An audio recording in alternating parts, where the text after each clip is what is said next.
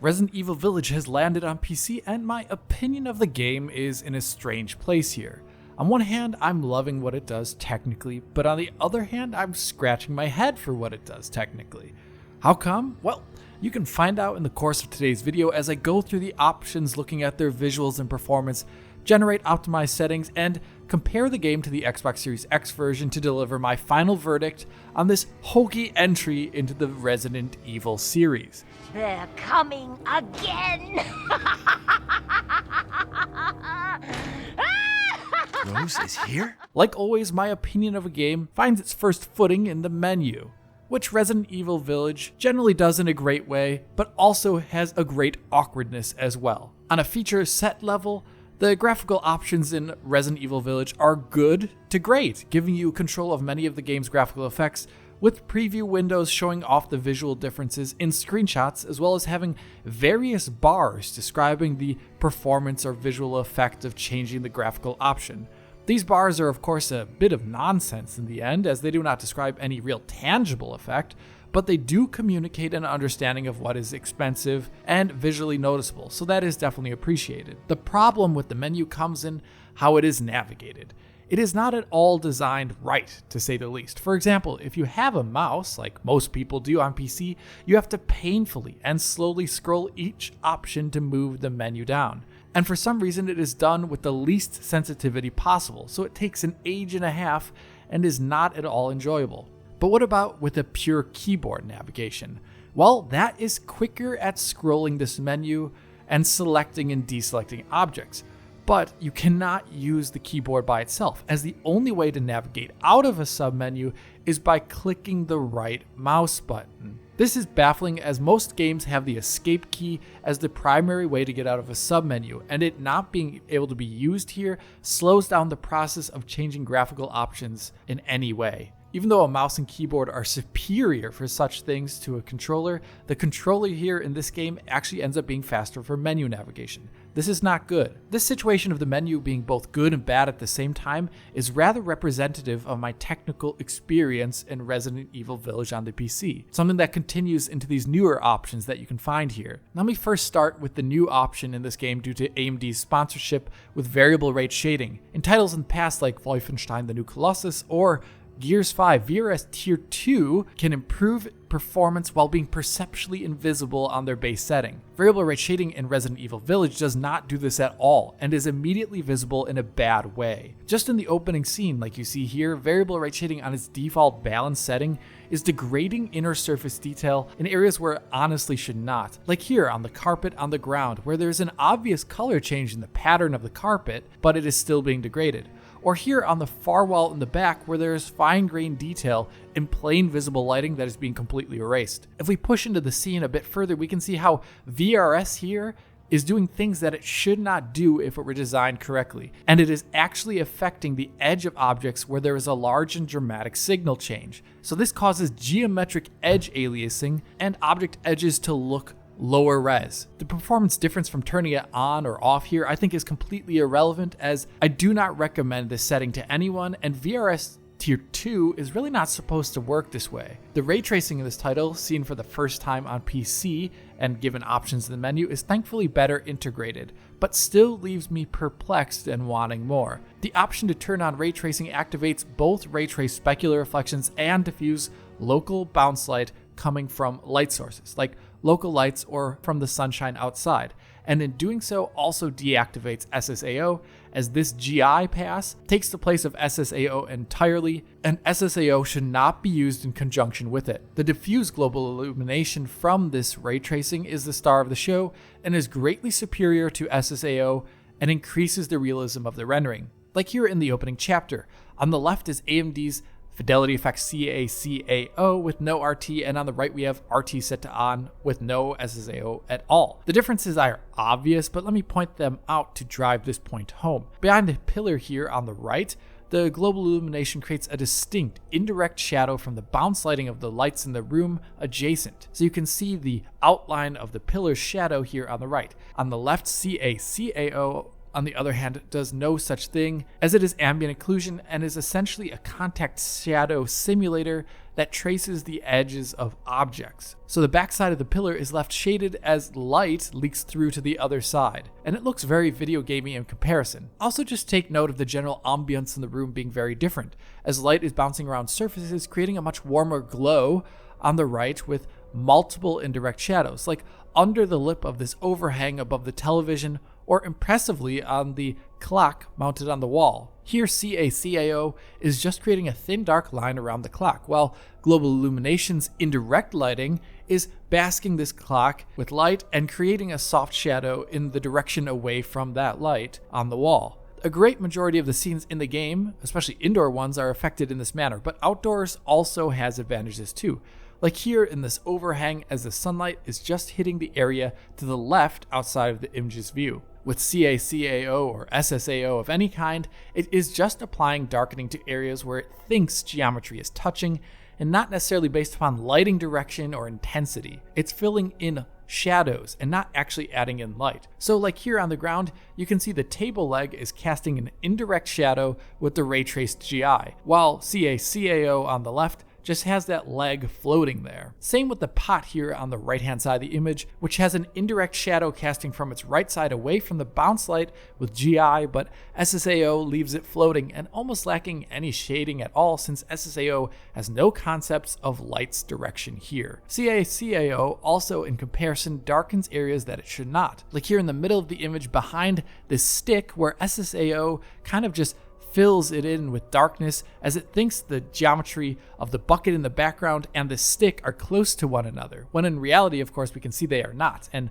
RTGI does nothing of the sort here and looks much more natural with its directional lighting. So all in all, RTGI is a big upgrade over any form of SSAO in this title, and its extra lighting increases scene realism and creates realistic directional shadows. But that was just in still images and best case scenarios. There are actually a number of artifacts with the ray tracing in this game. The first of which is due to ray tracing's resolution, which at even the highest in-game settings looks to run ray tracing at quarter resolution. For the GI setting, this means a very low ray count with a lot of screen space reuse to amplify its quality and make it look stable and not noisy. The problem is that it is not stable. Any single movement of the screen or getting an object in the way of the lighting causes all that accumulated lighting and screen space to disappear, and you can see the raw single frame low ray count ray tracing below it. I can demonstrate this really well by occluding the GI with Ethan's hands like you see here. Notice how each time the hands get in the way of the lighting in front of them, the light disappears in and out of view, and you're left with a very grainy internal resolution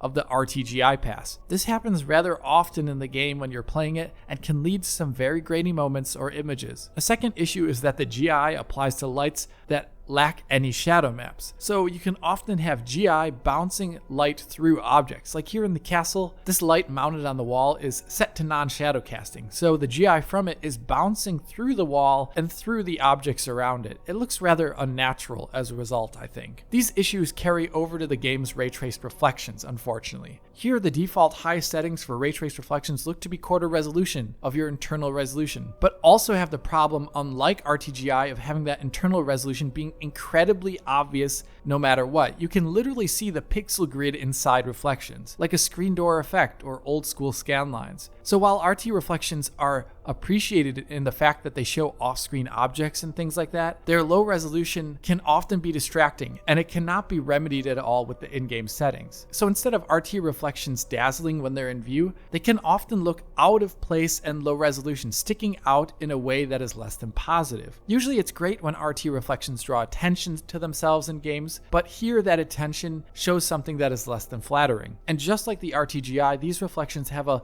level of screen space reuse in them, as I will term it. So any camera movement or object getting in the way in screen space will show the internal ray count of that reflection much more easily with the mad dash of noise, which can honestly be distracting. As I see it, the ray tracing in Resident Evil is greatly appreciated, but for some reason the developers have targeted an extremely low ray count with a lot of screen space reuse. I presume they do this to run well on console, targeting 60 FPS, yet they did not include the ability to scale the quality of ray tracing above this in a meaningful way. So you're stuck with the ray tracing at this quality, and there's not much you can do about it. For RTGI, it's not always so distracting, but I do find the ray traced reflections to look not too great.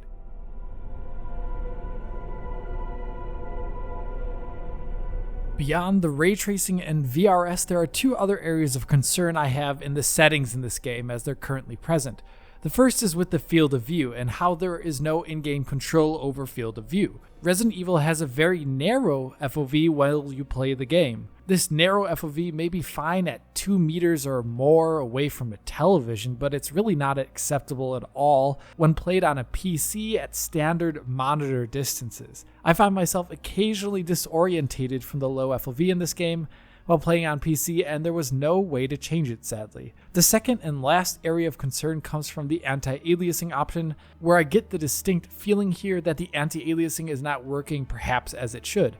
The first clue I got to this was from comparing the game to the console version and checking out the interlacing setting, which is checkerboarding on PC like you see on console. Take a look at this comparison here. Notice how the console version at that same checkerboarded 4K honestly has better anti-aliasing. In fact, the PC version looks like it almost has no anti-aliasing. The edge of the table is extremely jagged, while they are smoothed correctly on console. Or the background line here on the wall is also jagged on PC while smooth on console. Now let me add in the native 4K image from PC. Take note here how the native 4K image on PC is still leaving many edges completely untouched. So the console version here at half the pixel count is getting better edge anti-aliasing on many lines. On top of this, I think the less than functional anti-aliasing on PC is increasing the amount of apparent dithering and shadows. So notice how the shadow here on console actually looks less dithered than the same one on PC at an even higher resolution. A similar knock-on effect can be seen when utilizing the film grain option, which looks completely broken on PC, where I cannot imagine at all that this is how film grain is supposed to look in this game. Rather, I think it's the anti-aliasing not working at all and having knock-on effects. So yes, the image on PC can look sharper in comparison, but I also think it's aliased in a way that is not correct. And you can see this well in the main menu. Here on PC, in both checkerboarded and not, it's possible to see sub-pixel jittering happening while looking at static objects. But also if you look, you can see a greater level of aliasing here on PC and a lack of ghosting, which is found on console. Usually a lack of ghosting is something I would be happy about. But here, I honestly think it has something to do with the anti-aliasing not working perhaps as it should.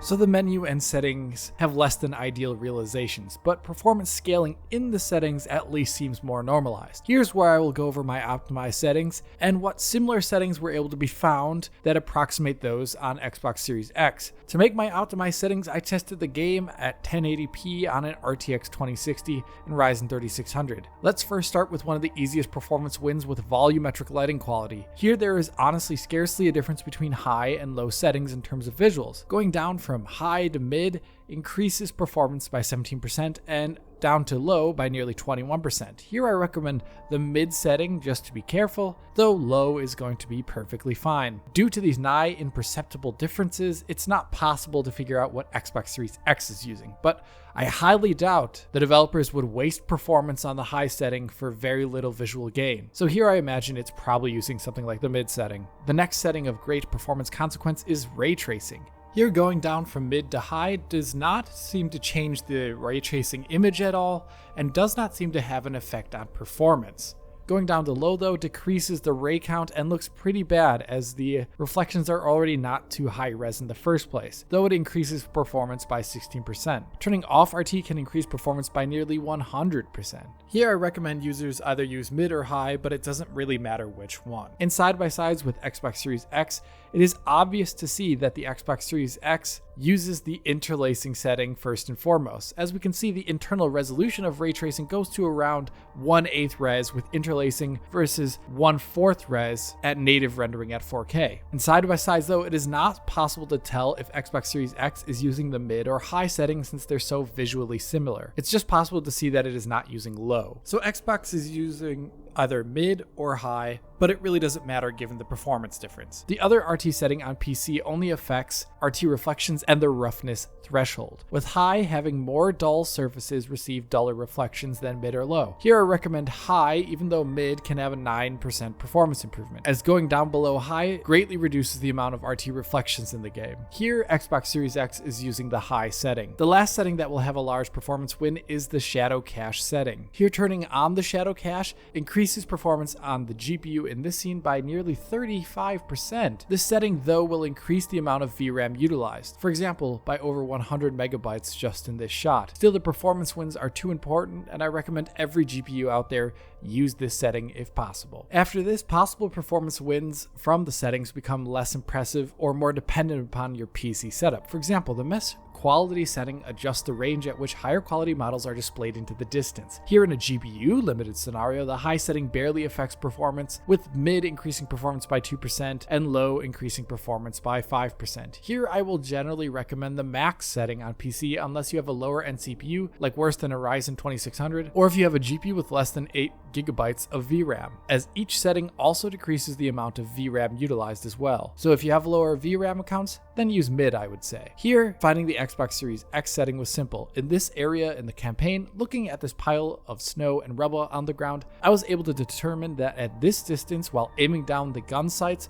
causes the rubble LOD to flip to a higher level and then a lower one. This coincides perfectly with the mid quality setting as found on PC here, where it is flipping at the exact same distance while zooming in, although I did make this recording at a different time of day, as you can see. The shadow setting in the game controls the resolution of shadows, and generally, in my experience, affects VRAM more than raw frame rate. Going from max to high increases performance here on this scene on the GPU by nearly 2%, mid by nearly 4%, and low by that same 4%. VRAM consumption is reduced though by nearly 400 megabytes when going from max to high, and then a further 70 megabytes each time you go down to the levels below that. Here I recommend the high setting for most GPUs unless you have 10 gigabytes of VRAM or higher. The Xbox Series X uses the high setting, as can be seen in this comparison here, where the level of aliasing in the shadow is a match for that high setting. The last shadow setting in the game is a bit of a question mark, and that is contact shadows, which appears to add in an ambient shadow on the corner of geometries in a very subtle manner. It costs next to nothing though, so I recommend leaving it set to on,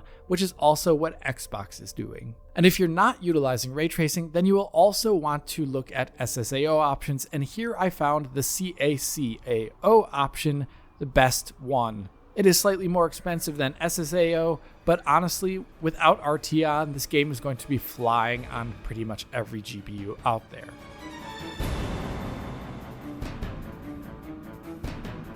Now, the last setting I do want to talk about is the interlacing setting. As I showed off earlier, the apparent problem with the game's anti-aliasing on PC makes the interlacing setting less effective than it is on console in some ways. But that's not the only difference I found. Like here, for example, on the main menu, you can see that the tree branch on Xbox shows a very jagged edge that's not found with the PC's interlacing setting. I'm not sure why this is happening, but it might be due to the fact that consoles are perhaps scaling post-processing like depth of field using the pre-upscale resolution. So worse in quality for some instances, but better in performance that we cannot necessarily match on PC. I would recommend using interlacing even with all of its issues at the moment if you're targeting something like 4K resolution on a lower end GPU due to the obvious performance advantages. But I personally would not use it due to the game's anti-aliasing problem currently, and because the resolution of ray tracing as found on console that interlacing has is very unappealing. So that's the settings. When added up all together on this scene here, an RTX 2060 at optimized settings increased performance by around 33% while not looking too different at all. So I would say that's a success. And when I list out those optimized settings next to each other, you can see that my optimized settings are not too far off from what Xbox is doing. But still, there's one setting missing if you notice, and that's texture quality and cache settings, which I actually cannot recommend in any specific way, as it's going to be extremely variable depending upon your output resolution, your settings, and your VRAM amount. For example, here is the RTX 2060 and my optimized settings with RT on, but using the highest texture setting. Here you can see when moving forward through the scene, the GPU stalls and stutters each time a new area is entered. usually just by going through a door. Here I imagine that this stuttering is happening due to VRAM pressure as new bits of the BVH structure for ray tracing are loaded in great chunks each time you enter a new area or cross a threshold. Perhaps the game is doing this in an inefficient way, but it is the way it is. Here though, there are workarounds, and that involves adjusting texture settings. So I did that same run, but reduced the texture setting to the lowest possible, leaving GPU VRAM completely underutilized even on this 6GB card. As you can see, doing that reduced the VRAM pressure, I presume, and this length and size of stutters in general has been decreased, but you can still see them happening, unfortunately. And perhaps that's just how this game's RT works, by loading in these BVH in big chunks in one fell swoop. For example, with RT off, this type of stuttering does not happen at all, even at higher texture settings. So if you are using ray tracing and are getting stutters, I recommend playing with the texture resolution settings and turning them down. But that's not the only stutter I encountered in the game, and I noticed a number of other ones that actually felt like bugs. The first stutter I encountered was when you shoot enemies, which left a very unsavory taste in my mouth regarding this PC version. Essentially, the first multiple times you shoot enemies or kill them, their deaths or shots are accompanied by big stutters longer than 66.6 milliseconds. This cleared up partially as the game went on, but could still happen even later on. This stuttering honestly leaves a very bad first impression for this game for me, as the pivotal moment of a first-person game with guns is shooting those guns in first person. And if that is unsatisfying very often when you do it, then the game is doing something wrong. If this is happening due to some sort of shader compilation, then Capcom ought to find a solution, as so many other devs have done on PC. The second stutter that occurs is one when you engage with the maidens in the game, as they turn into their flies, and when they attack you in their fly form, the frame rate drops incredibly low, with frame times going way up and stalling, and the GPU utilization going down. I think this may be limited to RTX 2000 series GPUs to a degree, but it most definitely is a bug and not intended behavior.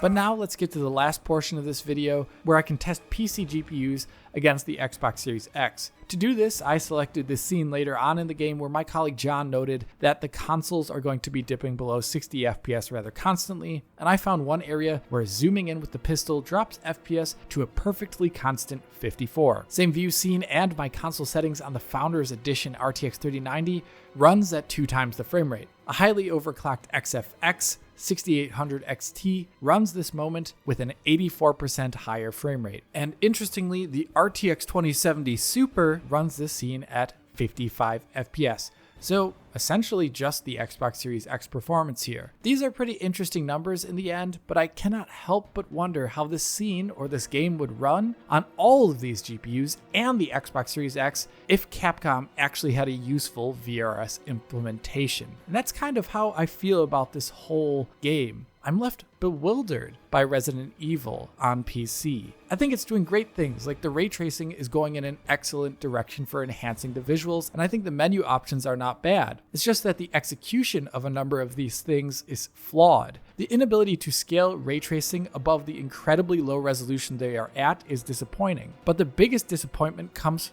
not from the heights not realized, but the promises unfulfilled. VRS seems very poorly configured. Anti-aliasing seems not functioning, or at least not functioning correctly, and there are a number of questionable performance pitfalls. The stutters don't feel right, and I think this game needs a round of patching to try and remedy. My final verdict is that this is an okay PC version, but it is unfortunately marred by a number of issues that should not be there given the incredible technical things Capcom has done with PC versions in the past. But that's enough from me for now. If you did enjoy this video, please hit that like button and subscribe to the channel. If you're already a subscriber, then hit that little bell in the corner to be informed as soon as Digital Foundry posts a video. If you want to help DF out, support us on Patreon and get years worth of our content available in high quality for download. If you want to talk to me about Resident Evil Village on PC, then write a comment below or follow me and DF on Twitter. As always, this is Alex bidding you farewell und auf Wiedersehen.